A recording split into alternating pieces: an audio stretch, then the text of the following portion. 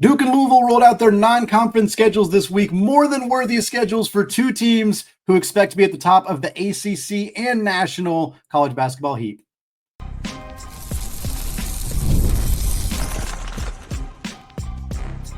You are Locked On College Basketball, part of the Locked On Podcast Network.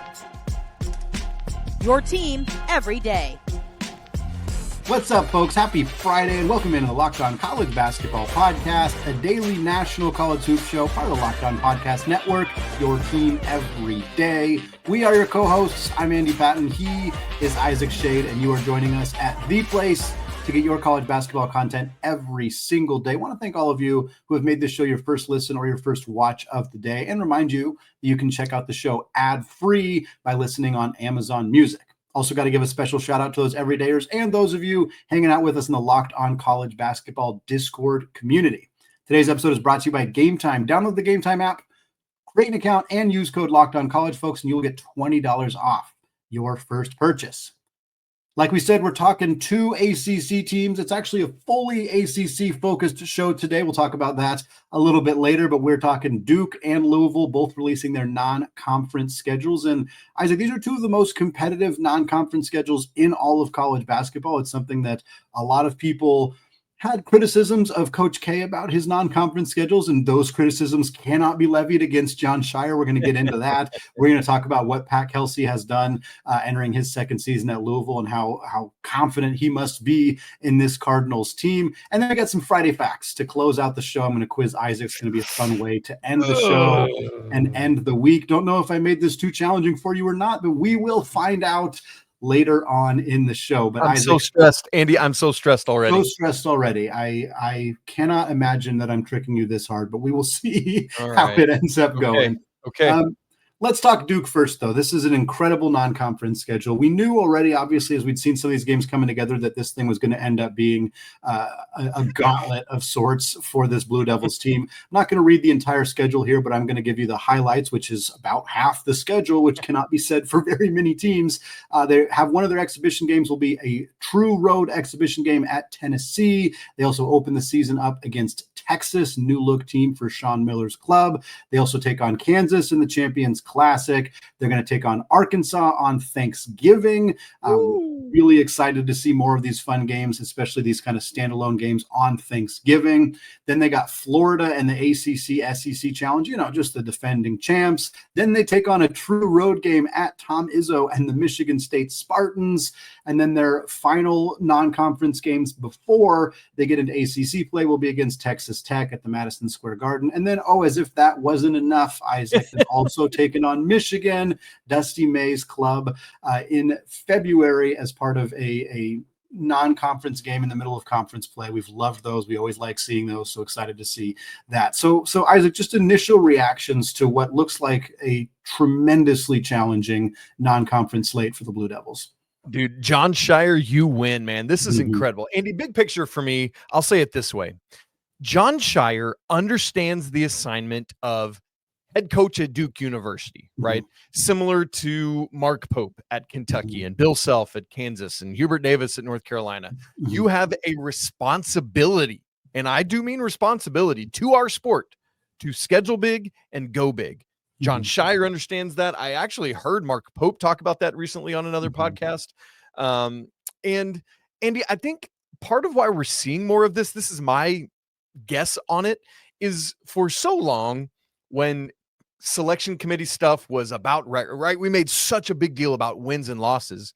Now we're in this analytics era where so much of what they look at, we've got wins above bubble. They've brought in Ken Pom and Torvik and those things where those are actually part of your team sheet now. The committee is going so much deeper than just wins and losses. And so it allows these coaches to not be as afraid, if I can say that, of scheduling tough games.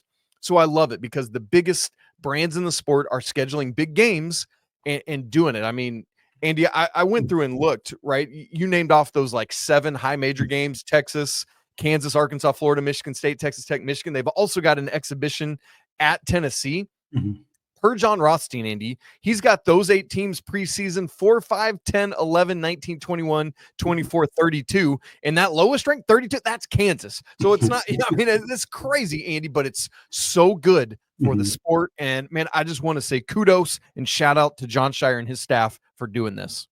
Yeah, it's one of those things where I think the responsibility to make sure that there are these marquee non-conference games. Like, I think you could argue that it's not fair to ask like one coach or one program or even a handful of programs to like carry that weight, but it is there, whether you think that's fair or not, whether you think these programs should be, kind of, for lack of a better word, forced into doing that. I mean, they're not forced into doing that. I know that UCLA has not won a championship in 30 years, but they're considered by many a blue blood. They have a ton of championships, and Mick Cronin clearly does not care. His non-conference schedule is probably not competitive this year. And I've already spent enough airtime on this show talking about it. So but like, there is a level of like, when you work at a school like this, when Duke, especially Duke, Carolina, Kansas, Kentucky being like the really big ones, like there is a level of importance to your schedule and an extra level of scrutiny. And I think that Jon Scheyer, I mean, absolutely stepped up in the moment here. And I think we can talk about this more when we're talking about Louisville's non-con potentially, but I do wonder how much the relative strength of the ACC compared to like the Big Ten, Big 12, or the SEC makes an impact here. Like, I don't think it's a coincidence that Duke and Louisville both have very competitive non-conference schedules. I think has a lot to do with the style of the coaches, their specific personality, and just kind of belief about how to schedule a non-conference. But I also wonder if there's a little bit of like, hey, last year the ACC was pretty weak, and we had a lot more quad 3 games in conference play than we wanted. And so maybe it makes sense to zhuzh it up a little bit in the non-conference to make sure we have 5 or 6 quad 1 games. Because when we get into conference play, if certain teams, if NC State doesn't live up to the billing, if Virginia doesn't live up to the billing, and suddenly, I think the ACC is going to be better, but would I be stunned if by the time February rolls around, these teams are realizing that they only have 1 or 2 quad 1 games left? No, that wouldn't shock me. And I think that this helps kind of mitigate that concern going forward.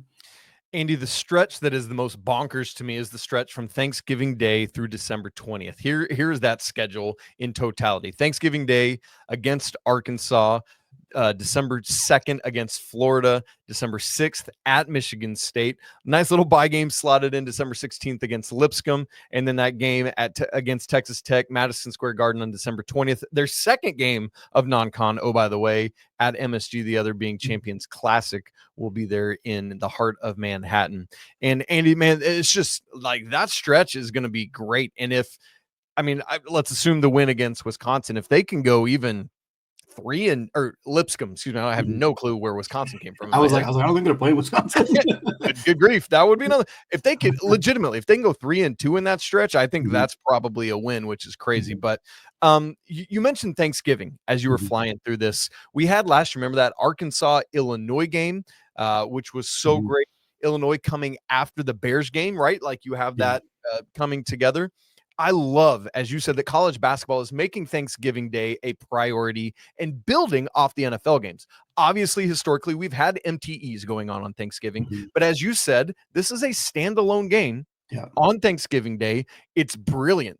This is going to be on CBS. The game before it is the Chiefs and Cowboys. That's going to be a massive audience, Andy, on CBS. We're going to have Taylor Swift's fiance is playing in that game. That's crazy.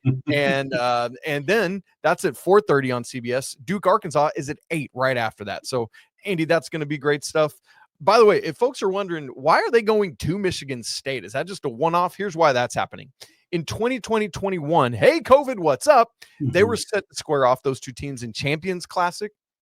It was shifted to Cameron with the agreement that Sparty would eventually get a return game. It's a half a decade later, but this is that promised return game, Andy. So that's why Duke is going on the road to Michigan State for one of 2 true road games in non-con and one of 3 true road games if you include the exhibition at Tennessee.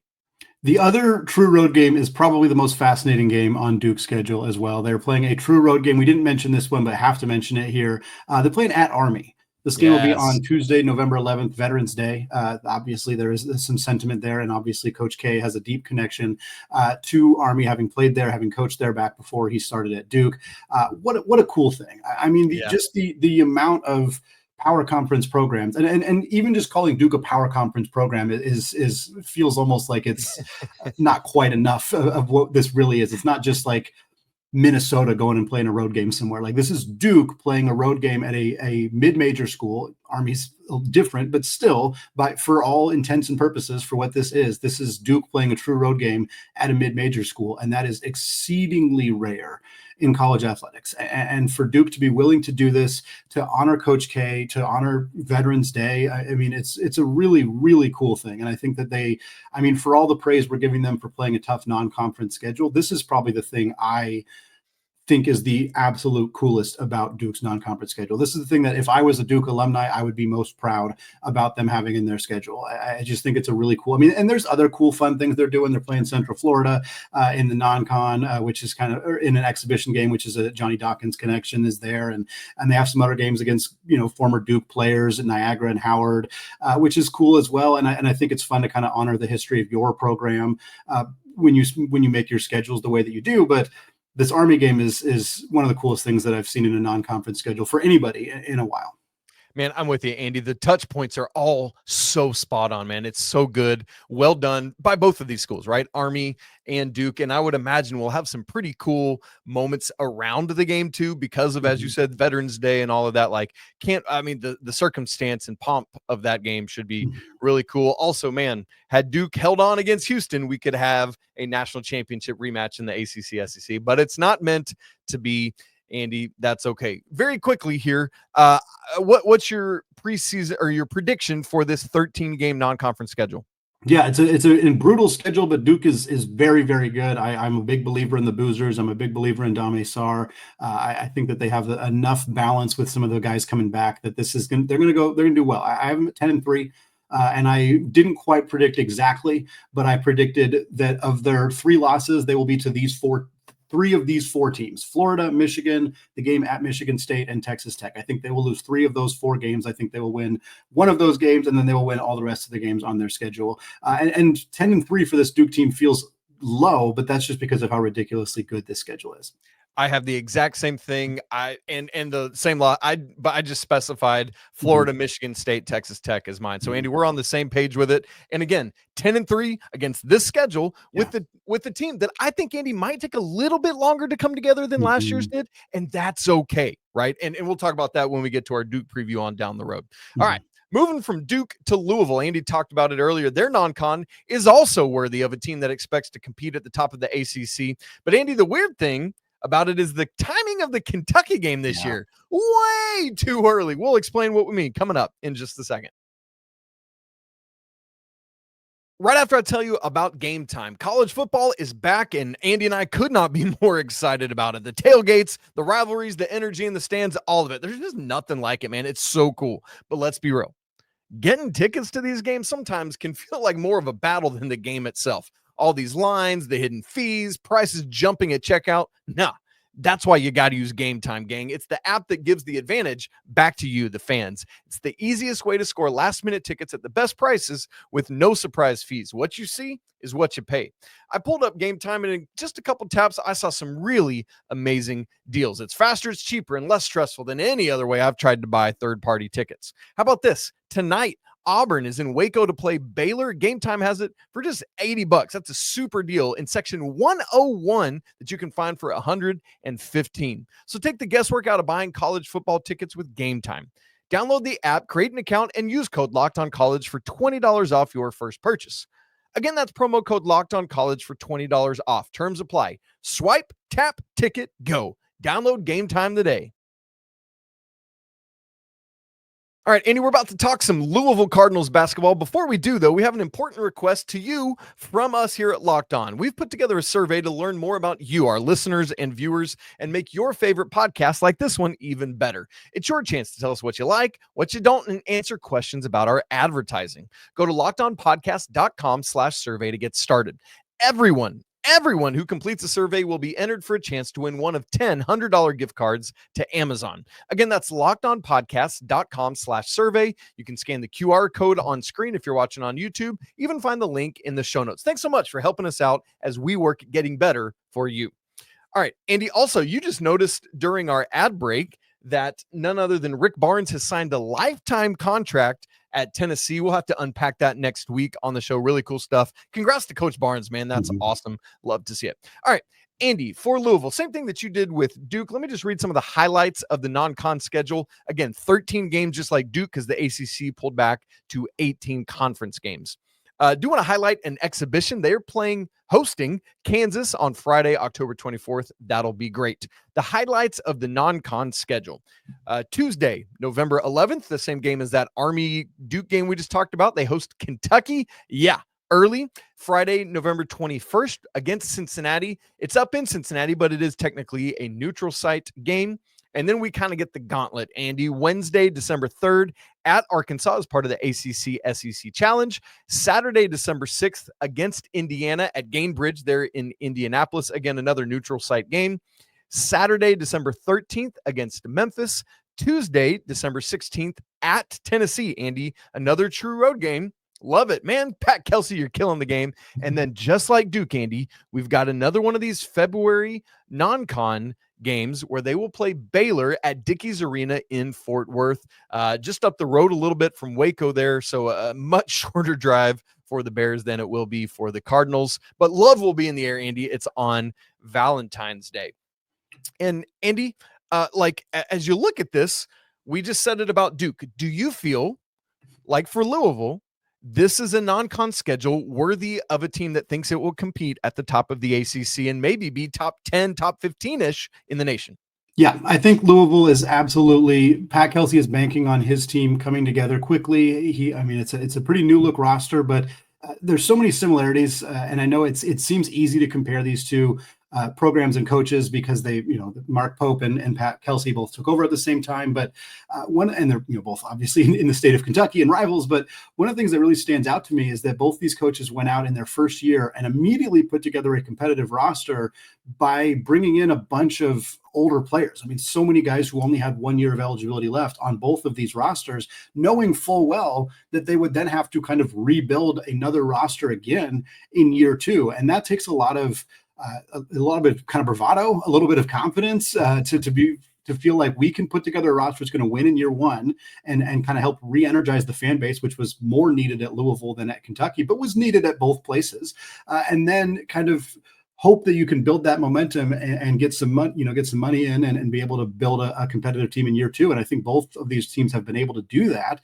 And I think Pat Kelsey is certainly willing to challenge that early by putting together a schedule where, they're playing Kentucky in their third game of the season. And it's their fifth game, if you count the exhibitions, but this is, their first two real games are SC State and Jackson State. So they're not going to face a super competitive game that counts in the standings until that game against Kentucky. And I'm so excited for that one. It's always fun. Louisville, Kentucky will never not be fun, but because of the kind of parallels between those programs, because I think that these two rosters are two of the 10, maybe 5 best rosters in college basketball. I don't know that they'll be top 5 teams, but I think they're top 5 talents. And while I do think that this game is too early, it's not because, Louisville won't be ready. It's because both these rosters are going to be very new.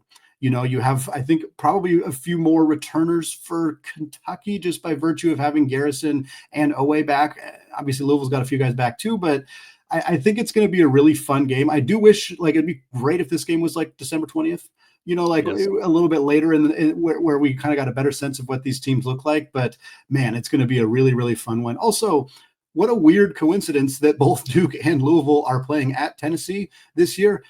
Just having the Rick Barnes news happen in the middle of the show, just kind of a fun walkie. Obviously, Duke's is an exhibition game, but Louisville playing at Tennessee. And then the last thing I'll say here quickly on this schedule, I'm not going to launch into a conversation about why we should play road games out on the road, true road games, blah, blah, blah. Yep. Yes, more true road games would be great. I understand why teams don't do it.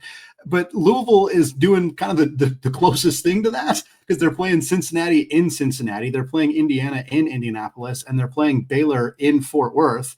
Like, none of those are road games technically, but none of those are even close to being home games. And I know KenPom would call all of those semi-road games for Louisville. So it's a challenge for them, and they're going to be in some kind of hostile environments, even though they're not truly playing on the road. I wish they were. I get why they're not, but at least, it's going to present an extra challenge for them.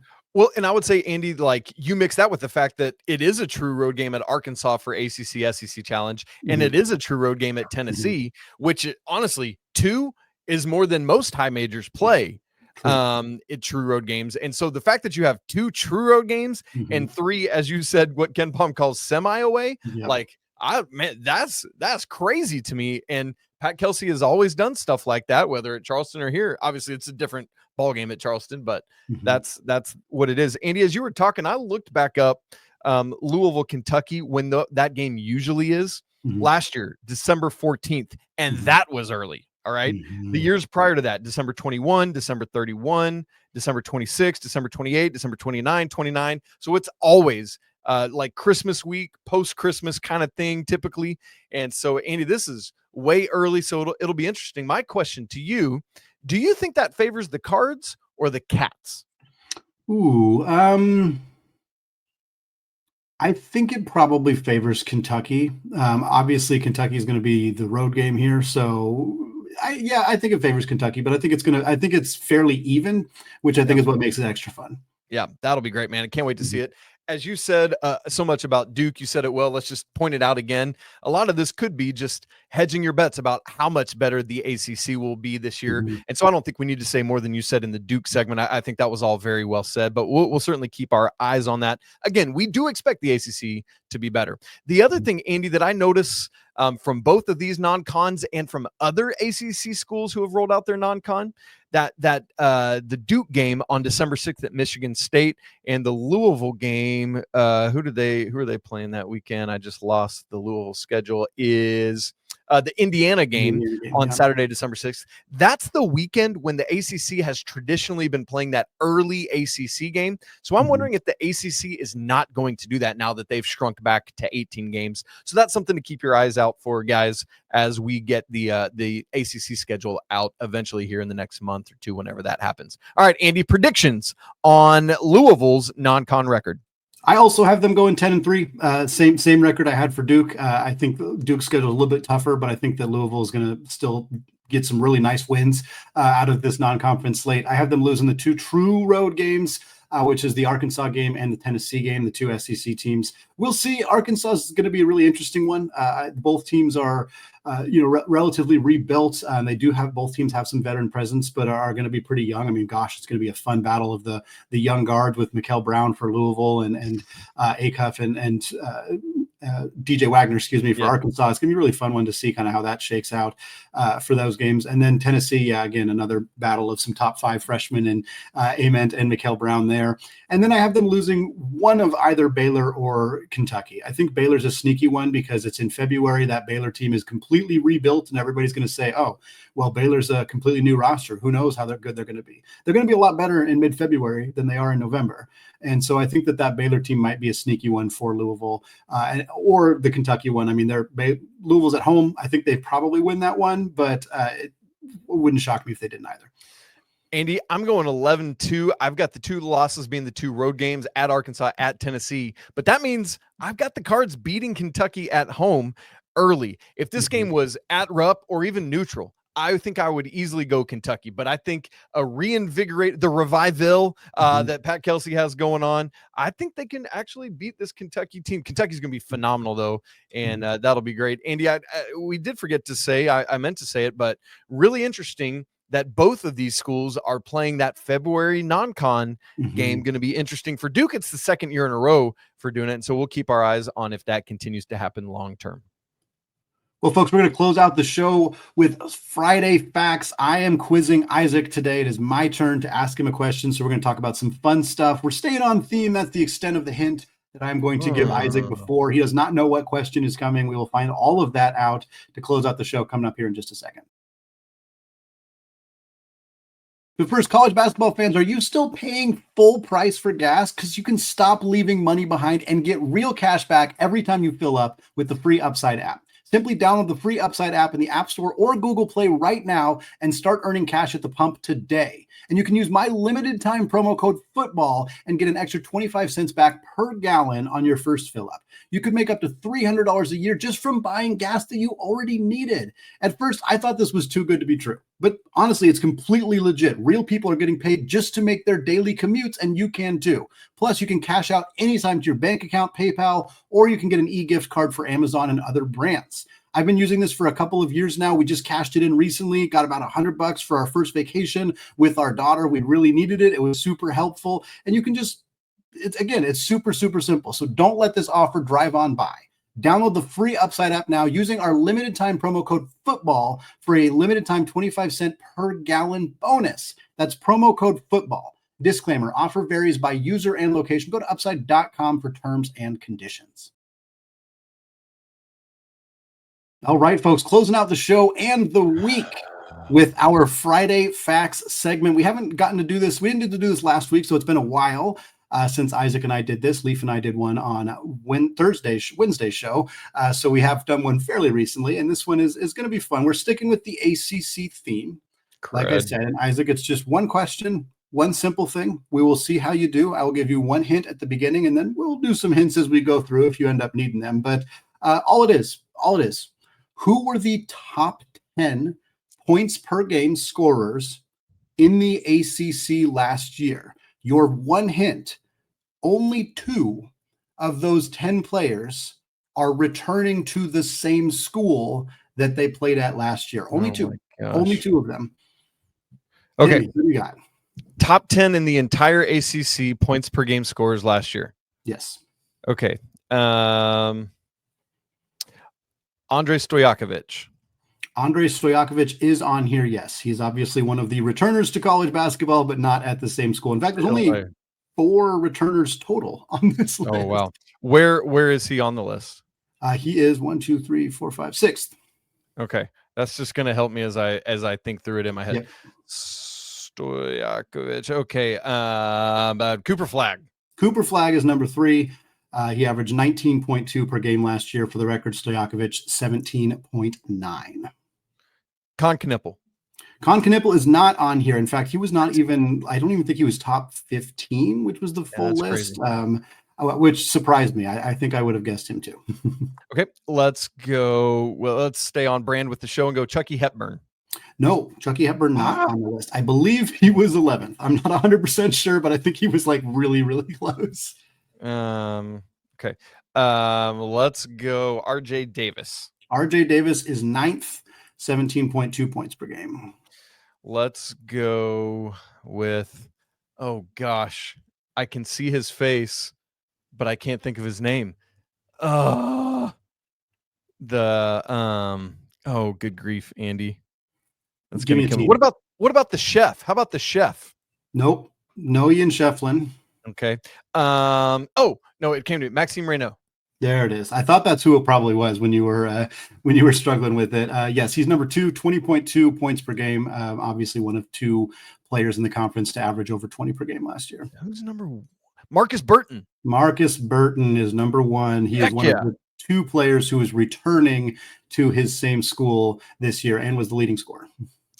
Okay, that's half the list. Nigel Pack was hurt a lot of last year. Clemson Low. Oh gosh, what's his name? What's his name at SM? Boopy? No. Dang it. No, don't see anybody from SMU. Okay. Man, it can't be from Virginia because they play 2 miles an hour. It's nobody from Virginia. Yep. JJ Starling. JJ Starling is number 7. Yep. Heck he is the only other one returning to his school. So you have the 2 of those guys who are back. In fact, there's only one other player on this list who's in college basketball next year. Oh my gosh. Okay. Mm-hmm. Oh, Hunter Salas. Hunter Salas is number 5, 18.2 points per game last year at Wake. Yep. Okay, so I've got 1, 2, 3, 4, 5, 6, 7. I've got 3 left. You are missing number 4, number 8, and number 10. 2 of them are in the NBA. One of them is still in college basketball. Did they get drafted? One of them did, yes. Interesting. None of these three players made the NCAA tournament last year. Oh, goodness. In fact, very few people on this list entirely made the NCAA tournament last year, which is part of the ACC's issue. I'm trying to think who. Right. So then I'm trying to think. Not Nate George. Nobody at Georgia Tech. Anybody at Pitt? No, Bub Carrington was 2 years ago. Oh, Jalen Lowe. Jalen Lowe is number 10. He's number 10. Points per game. Still in college, but now in Kentucky. College. Yep. Okay. And the other two guys are in the NBA. Both from the same state, but both from different schools. Same state, different schools. Is it? Okay, so maybe I can see his face. Okay, Florida State homie. Mm-hmm. Good grief. Why is his name not coming to me? Jameer Watkins. There it is. Jameer Watkins, number 4, 18.5 points per game last year. I'm 90% sure he was drafted because the other player I know was not drafted. Okay, Miami. It's not Jalil Bethea. He's still in college. He underperformed. Mm-hmm.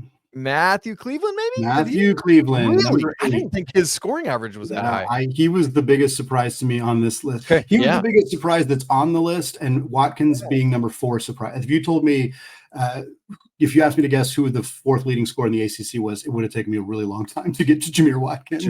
Yeah. Very talented player. We didn't spend a lot of time thinking about Florida State last year. No, honestly.